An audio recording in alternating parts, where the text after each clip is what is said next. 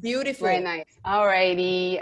Thank you, Eileen. Thank you, Alex, for like, sort of setting me up nicely for my session.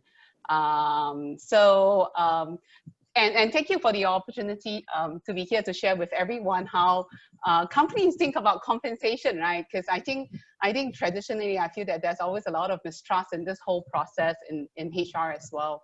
As I was listening to everyone and looking at the question, I was just thinking, right? And I'm wondering if it's on everyone's mind. Like, wouldn't it be nice if companies start sharing what they pay people publicly?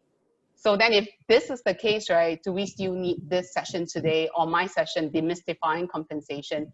Well, if you ask me, I would say my answer is still absolutely a yes without hesitation. Simply because, Alex had kind of, nicely put it, right?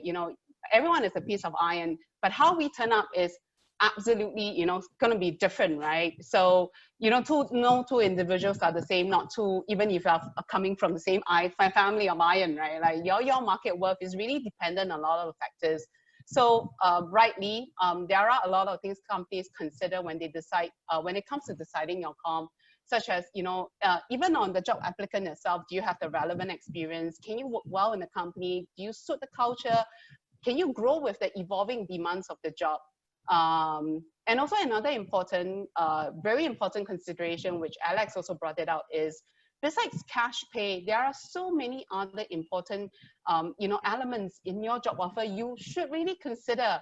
Like, other than employee benefits, which, a lot of people underestimate the medical insurance the company provide, the career opportunities, the training development opportunities, the company culture.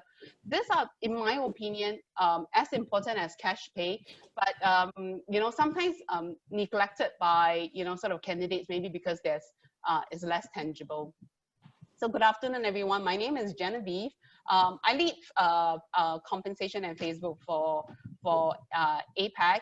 In the next 20 minutes or so, I hope to be able to sort of share with everyone, how most companies establish their compensation structure, and hopefully, with that understanding, you can better evaluate your job opportunity, and you also can better evaluate sort of negotiate as well, right? So Eileen asked me to introduce Facebook, but I was a little bit hesitant on this. I was wondering, like, I'm going to make a very bold assumption here that I think a good majority of everyone here has a Facebook account or Instagram account or even both. If you don't worry, I'm not offended. But what actually I thought I want to share today, and I think very little known to people, is sort of Facebook mission, right? And why? Because interestingly, right, everything in Facebook at Facebook starts with a mission, what it believes, and definitely not how how to make money. And I'm confident that you probably can draw a lot of parallel of what I'm going to share about Facebook to some of the messages that we want to drive to you all today. I remember when I first started working for Facebook about 7 years ago, a peer colleague came and gave me a very good piece of advice. He was a veteran, right? He was a first time, sort of a Yahoo, first time Google, first time Facebook employee, very young guy. And he told me, like, if there's something he wants to share with me, that would be like, focus on making an impact in your role. And you'll be very surprised by your own growth and opportunities that will come along your way. Just, back to the example of what, Alex mentioned, right? Is what you make up yourself, what you make your worth to be, right? So, so Facebook mission is to give people the power to build community and bring the world closer. And this is actually anchored upon the principles that we hold very firmly, even in the way we business, even in our culture, right? We stand, some of these principles are like, we believe in giving people a voice. Everyone deserves a voice, no matter who you are. And this is also reflected in our internal culture. Every week, every Friday, Mark has a Q&A where he answers any questions that you submit. How rare, like, it's in a company where, a CEO stands in front of an audience every Friday to answer any questions their employee has, through sort of the Workbook Face platform. We also firmly believe that everyone should have, access to technology and information, because with the right information, we talked a little bit about earlier, right? You can then make better decisions based on the information, and in turn then have the opportunity to change your life and others. Facebook business model is not about making ads. It's about ads, but not making money. But it's more anchored on so that we can have the money to fund for our services so that it can be free and available to everyone in the world. Through our services, people can build connections, community, they can bring, people closer. And we definitely see it as our responsibility to promote the best of what people can do and, do together and keep everyone safe. So Facebook has just evolved from just, sort of the blue Facebook app to a family of apps and services. Today, we have 3 billion people using our products to share ideas, offer support, promote economic opportunities, and make a difference. And to continue to do this, involves a lot of huge technological challenges, which is why cognitive diversity is very important to us. We also, over the years, invest in a lot of areas such as connectivity, artificial intelligence, AR, VR, and including also digital payments, Novi Financials. And remember what I say when everything begins with a mission at Facebook.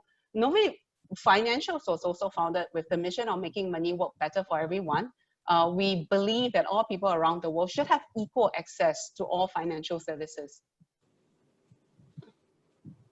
So another Facebook concept, because I think interestingly there were questions about whether can I share, whether I don't share, how would it discriminate me, and a lot of things like that. But something I actually learned also was very interesting, a very new concept when I first joined Facebook was being an authentic self and bringing your authentic self to work.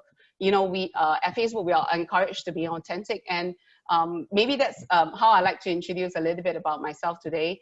I see the most important job in the world, and I even tell my boss that, right? And he knows that is being a daughter to my parents, a good wife to my husband, and mother to my two most lovely daughters, whom pictures are shared.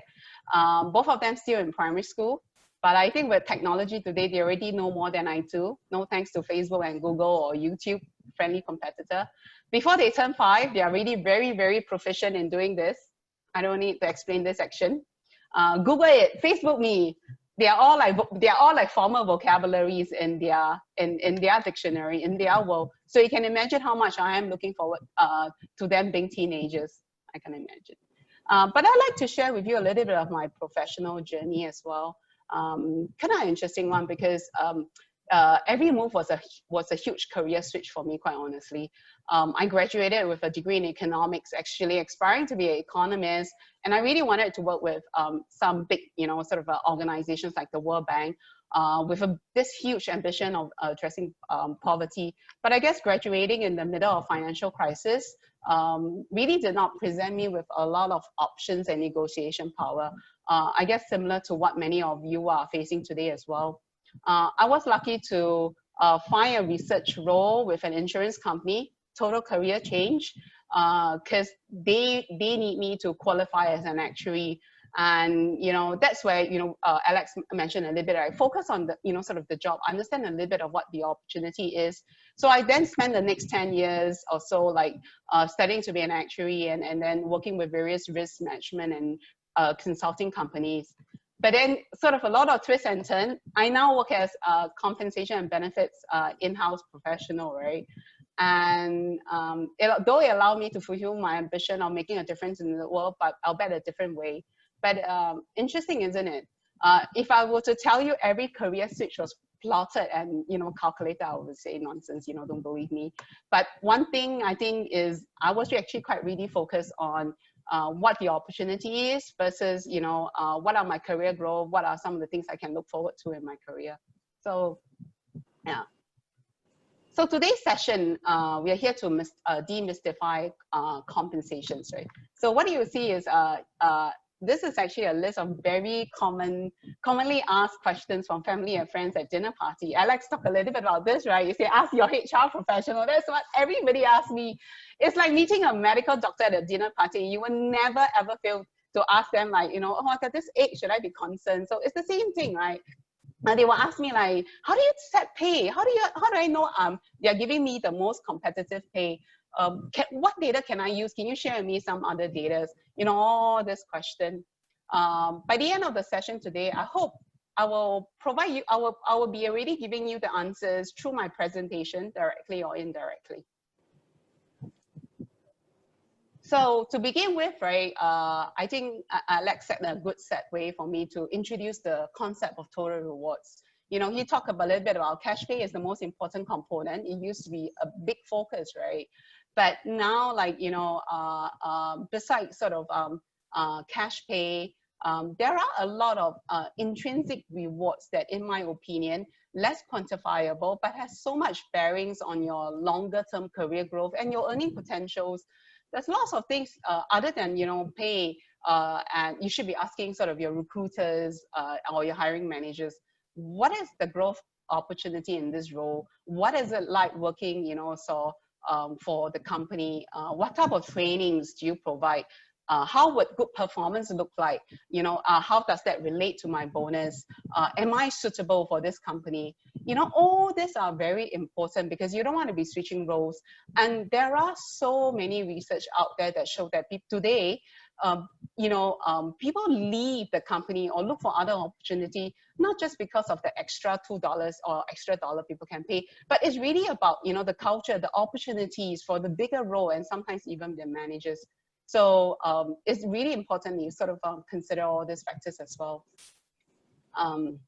But today, you know, we're here to talk about pay, right? So I really have to like share a little bit of how companies decide pay. So before I do that, I think let's do a poll, right? You know, learning from Alex, I also want to do a little bit of poll here. Eileen, if you can launch the poll, do I need to, you can take over or? Yeah, it's, I've launched the poll, so everybody should be able to see the questions on screen, right? How do companies decide on how much to pay? Is it based on the last drawn salary, how much you can negotiate, the company's budget, or the requirements of the role? As expected, there are a lot of quick fingers here in the crowd. So, Isn't it oh my awesome? gosh. I think all they have to train and pass compensation. I tell you, this is a hot topic, Genevieve. Hot topic. All right, I'll Yeah. try my best to answer some of them. Oh, So, very interesting. Yeah. I know there's like 80% already responded. So, Yeah. So we're talking about when we say 80%, like 182 of you. Whoa. Oh, whoa, whoa. Mind-boggling. Wow, I'm glad to see, like, you know, there's a good weightage towards budget, role, a little bit of last drawn. And very interestingly, I can't give you one straight answer because in practice, there are a lot of considerations. But company budget, you know, can the company pay is definitely one of, you know, sort of a big factor, right? Whether can they pay, requirements of the role, definitely, you know, sort of very important because they're paying for the role, they're not paying for the individual. So something to kind of bear in mind. So, so what I would do in the next couple of minutes is to share how we actually set a structure, and it will probably give you more insights on what this internal parity equity it is about, and how to actually, after you pass the interview, how do they put the pay package together, right? So most companies, if not all, I would say established big companies, unless it's, you know, one-man mom and pop shop, they will have a compensation strategy. The strategy actually lays out the company's point of view on how it wants to pay, at what level it wants to pay, whether more fixed, more variable, and what are, you know, how much they want to invest in benefits as well. And this compensation strategy is very much tied to the company business strategy. The business strategy, the industry it competes in, have big influence on three key components. What is their pay philosophy? Can they pay at the top of the market, the medium of the market, or the upper quartile? What is some of the external consideration? External consideration like who does it benchmark peg itself against? Who does it compete talent with? The other internal consideration is also internal consideration. What fits my company culture? Do I want to have a pay structure that encourages more team performance or individual performance? How many job levels, job grades should I have? You know, and you know what works for my company culture. So a lot of all this, and I'll go a little bit deeper in some of this concept that I've just discussed. So what's the relevance of business strategy, right? At the end of the day, I think, you know, I think every one of you kind of have some idea, like business strategy impact their comp budget. And of course, you know, with a limited budget, companies are all for optimizing the budget. So the business is in, affects the industry it's compete in, and every industry is actually just pay a little bit differently. So for example, the financial sector, the tech sector, the pharmaceutical, all their pay structures are all kind of like slightly different. It also the industry you're in, who you compete talent with, also does impact how companies look at who are my benchmark comparators, who do I want to benchmark against, with. It also impacts whether you want to pay more in fixed or in bonus. It all depends on a business perspective. Salespeople more lower base, more higher variable, because you want to motivate, you want to drive that sales. So the other commonly asked question, at dinner party is, so what data do you use? I know Alex shared a lot of all this data. So where does company does this data, and does it even conduct any data? So this is a little bit of rhetorical questions. I won't get you all to pull. I would say most compensation professionals would purchase compensations run by a couple of consulting companies. Their entire job is just to run, sort of professional consulting, sort of compensation surveys, and a lot of companies participate in them, and they are pretty actually known quite globally as well. In this day and age, actually, to be honest, there are so many publicly available crowdsourced data where you can actually get a broad perspective of how much the market is paying for a very, for a job based on very common job title. One thing I'd like to call out is, this data can serve as a reference, but it really does not paint the entire picture, because when companies think about pay, right, it's far more detailed than that. So if you look at this sample compensation survey that we get from, consulting companies, it breaks down by so many things, right? By the job profile, by the job grade, by the level. We also look at sample size, right? Who are our comparator companies? How many data points are we getting? All these are important because, we want to ensure sort of the quality and credibility of the data as well, so that, then we can set our compensation ranges. So I know, in my previous slide, I talked a lot about, sort of role levels, profiles. So what are those? I'm going to spend the next 1 minute. I don't want to get too technical in this session. But I'll just spend, sort of a 1-2 minute just explaining a little bit of what role, what profile, what grade. So what are you talking about? So a role or a job is actually essentially a combination of two or more things, right? It is your job profile and your level of seniority. When we say profile, right, it really means what you actually do. It is actually is a job or related jobs that perform similar function or knowledge, right? For example, engineer is a very generic term, and even a software engineer is a very generic term. There's so many different types of software engineers specializing in different areas. Just very simple, right? Someone who specializes in Android cloud, they all can be paid very kind of differently. And analyst is such a common term, and you can expect analysts working in different departments will be paid quite differently. And then it comes to job level. Why do companies have different job levels? Because the different levels actually has different expectation on the scope, the company expectation of your impact to the organization, and progression, sort of up the levels is, sort of as sort of expected and as natural, right? So some of the other question is, then, profiles and business title related. No, the answer is no. Most companies will give a lot of flexibility to the business to decide on their external title. It has very little relevance to the internal profiles or title that compensation we use for benchmarking, for setting compensation purposes. And reason why is business needs that flexibility to keep the title. So another key point you want to take away is different people may have the same business title, but it doesn't mean the role is the same and they should be paid the same. So I think we talk a little bit about something related, right? Does my last job title, sort of would it impact my pay? Not a trick question. Again, it should not, because company pays for the role. for what they are looking for, and not what your last title is, right? Because title only tells you so much. It doesn't tell you everything. So I talk a little bit of job grade. Again, I just, hoping, picture paints 1,000 words. I can give you a sort of a sample of what sometimes, a grading leveling system that we have, as a reference. This are sort of really sort of a very common methodology the company use.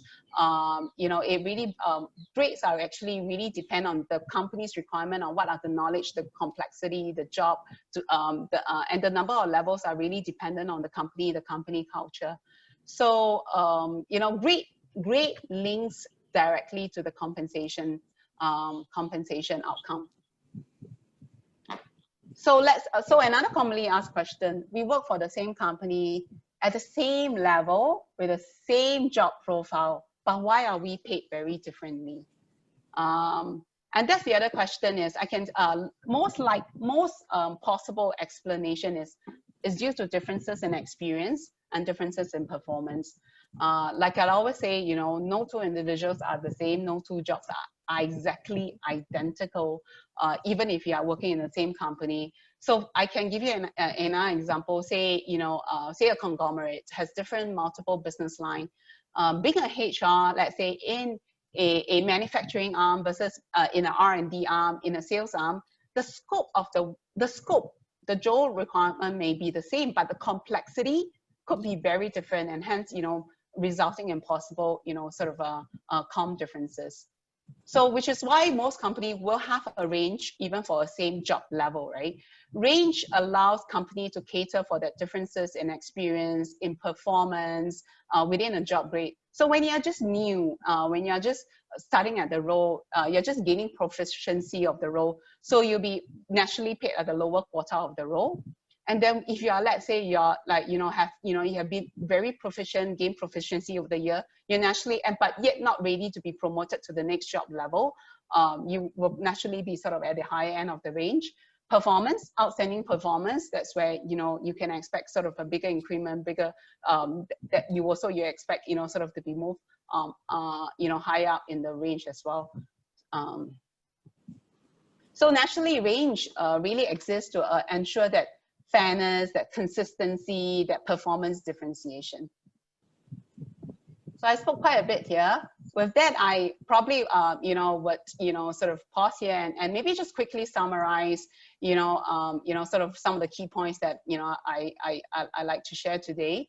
I hope, sort of, my presentation has addressed a lot of the questions you may have, but, sort of, I like to say, I like to usually end with a powerful three, and by powerful three, I mean just three key takeaways. One is pay is just one component of your market worth. Find out more of your job. Do not shut it just because it did not meet your salary expectation. Look at the potential growth. Again, sort of title is just very surface. Within the same title, people can be paid very differently. So when you do your homework, do probe a little bit more on the complexity of the requirements of the role as well. Finally, sort of companies pay for the role and not for the individual. Do not be afraid to ask, sort of your pay. And obviously, I can't say, it applies for all situations. Do not also be afraid to give your last pay, just thinking you will be like, short changes because you're paid at the lower end of market, because it's really paying for the scope of the role and what the company can pay versus the individual. So finally, a parting quote that I still find a lot of relevance, and I think there's a lot of truth, because I think Confucius is actually quite forward-looking and it's still so relevant, right? Choose a job you love and you will never have to work a day in your life again. Thank you for having me today, and I wish all of you very best in finding something that you truly love. Thank you. Wow, thank you so much. Thank you so much. I remember those days when I was working as an individual contributor, and even, freshly out from school. I never have any idea or concept of pay at all. I never knew there was this secret role that exists, within HR, com and ben. I was thinking, where are they, So me too, right? It was an accidental career switch. I tell you, yeah, serendipity. I always say that serendipity, right? It guides us, and then we see the positive of things. There are tons of questions, Genevieve, on Oh, dear. salary ranges. You know, someone was saying, what's the point of talking about salary ranges? Because employers and recruiters and HR will only look at the lower amount. So why bother, right? No, we talk a little bit about pay parity, and quite honestly, legislation has caught up with times. And these days, with sort of everyone is on media, right? I think and it's also a concept that's very important to a lot of people. People are more forward. Pay parity is important. Even though sometimes. I would say, I'll speak for most companies, they may or may not start with the lower end of the range. It's also where, sort of they also sometimes look at internally where your peers are. And these days, a lot of jurisdiction, and I won't be surprised one day Singapore has to do pay legislation, sort of like reporting, where companies are to report, how they pay people. I think one of our minister already talked about it in the last, in the election of, companies should stop asking sort of prospective candidates to share pay. I would say pay legislation is actually very forward these days. Very nice, very nice. And also, the other question, which I can't wait till the end of the seminar. I think the question is about, do we